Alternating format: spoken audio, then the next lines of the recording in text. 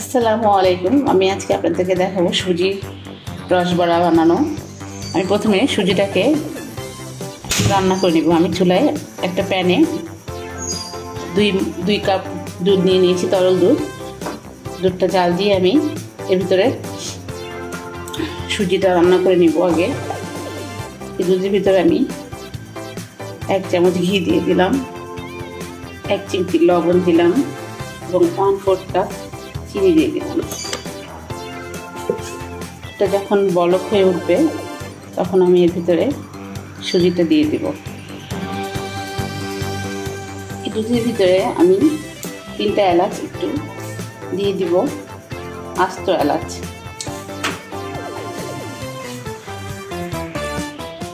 চুলার আঁচটা মিডিয়ামে রেখে আমি সুজির হালুয়াটা রান্না করব। বলক উঠে গেছে দুধটা, এখন আমি এখানে অল্প করে সুজি দিয়ে নাড়তে থাকবো।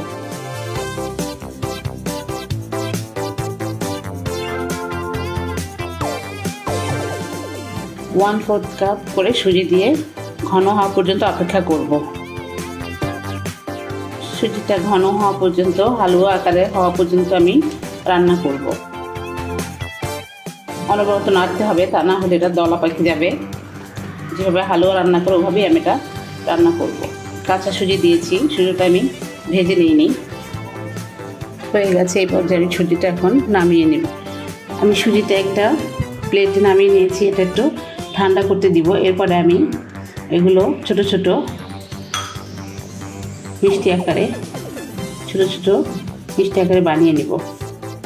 এই যে আমি যে এলাচ দিয়েছিলাম সেই এলাচগুলো আমি উঠিয়ে ফেলে দিলাম। ঠান্ডা হলে এরপর আমি এটা শেপ দিব। আচ্ছা, সুজিটা ঠান্ডা হয়ে গেছে। আমি এখন এরকম ছোট ছোট গোল গোল করে এটা শেপ দিব। হয়ে গেছে আমার সুজির বড়াগুলো বানানো। আমি রসবড়া যেহেতু বানাবো, এখন এটা আমি দুধে ভিজাবো। আসুন আমি দুধের শিরাটা রেডি করি। আমি এখানে দুধের শিরা তৈরি করার জন্য একটা প্যান বসিয়ে নিয়েছি। সেই প্যানের মধ্যে আমি 1 মগ পানি দিয়ে দিলাম, আরও 1/2 মগ দিলাম, মোট 1.5 মগ পানি দিলাম। এর সাথে আমি অ্যাড করব 2 কাপ গুঁড়া দুধ। আমি শিরাটা একটু ঘন করে করব। আমি এখানে 2টা এলাচ ভেঙে দিয়ে দিলাম। এরপরে দিব এখানে 1/4 কাপ চিনি, করে দিয়ে দেবো 1 চিমটি লবণ এবং অল্প পরিমাণে ঘিটা দিয়েছি আমি যাতে একটু ঘ্রাণটা ভালো হয়, সেজন্য ফ্লেভারটা যাতে সুন্দর হয় সেজন্য। এটা বলক হলেই আমি সুজি দিয়ে যে ছোটো ছোটো করে যে মিষ্টি আকারে বানিয়ে রেখেছিলাম সেগুলো আমি এটার ভিতরে দিয়ে দিব। বেশিক্ষণ জাল করতে হবে না, কারণ সুজিটা তো রান্না করাই। মিষ্টি কম বেশি আপনাদের ইচ্ছা মতো, পছন্দ মতো দিবেন। অনেকে মিষ্টি বেশি খায়, অনেকে কম খায়। সেটাকে অনেকে মালাই চপ বলে। সুজির মালাই চপ বা সুজির রসবড়া দুধে ভিজানো।